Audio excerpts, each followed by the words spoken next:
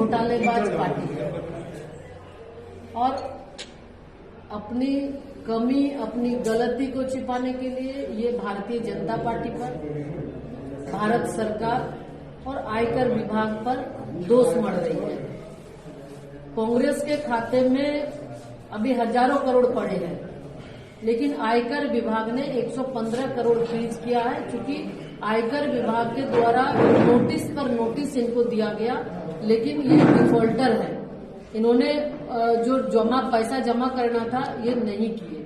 ये न्यायालय में भी गए, ट्रिब्यूनल में भी गए, कई बार गए, लेकिन इनको कहीं से राहत नहीं मिली। और तब ये जब आयकर विभाग के द्वारा नोटिस जारी करके ये रोका गया, तो ये नियम संगत है, जो डिपार्टमेंट का नियम है। ये हम भारत में रहते हैं, तो भारत का संविधान या भारत सरकार की जो एजेंसी है, निश्चित रूप से उसके नियम के अनुसार ही हम चलते हैं और काम करते हैं। कांग्रेस पार्टी उससे ऊपर नहीं है, संविधान से ऊपर नहीं है, न देश से ऊपर है। तो इनको भी ये मानना चाहिए था। और आज इनके नेता राहुल गांधी जी बोल रहे हैं कि आज हमारे पास ट्रेन में चलने के लिए पैसा नहीं है, तो ये सरासर झूठ है। आज अगर ट्रेन में चलने के लिए उनके पास पैसा नहीं है, तो वो कैसे चार्टर्ड फ्लाइट में वो घूम रहे हैं? तो ये गुमराह करने वाली बात है।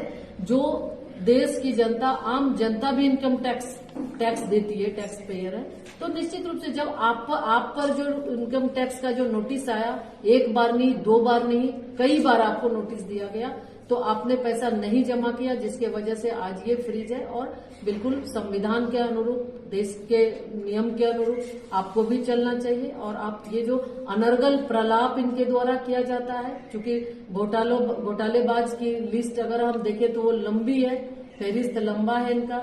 चाहे 2G स्पेक्ट्रम घोटाला हो, कोयला घोटाला हो, कॉमनवेल्थ घोटाला हो, हजारों करोड़ से ज्यादा इनके द्वारा घोटाले किए गए। जब इनका शासन था 4 से 14 तक आप देखे होंगे, तो लगातार नित्य नए घोटाले आते थे। तो ये घोटालेबाज पार्टी है, घोटाला करना इनका फितरत रहा है।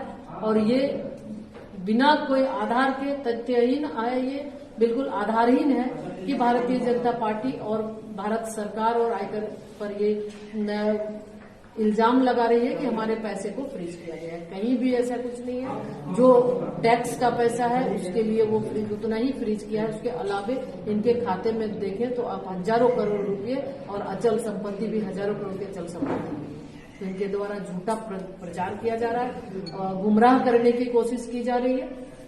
तो निश्चित रूप से देश की जनता को पता है, लोग इनके बाका में, इनके गुमराह में आने वाले नहीं है। इनको नियम से, संविधान के तहत इनको चलना चाहिए। और देश से ऊपर न राहुल गांधी जी है, न सोनिया गांधी जी है, न ही कांग्रेस पार्टी है। इसलिए जो देश का संविधान है, देश का नियम है, निश्चित रूप से उसे चलना चाहिए।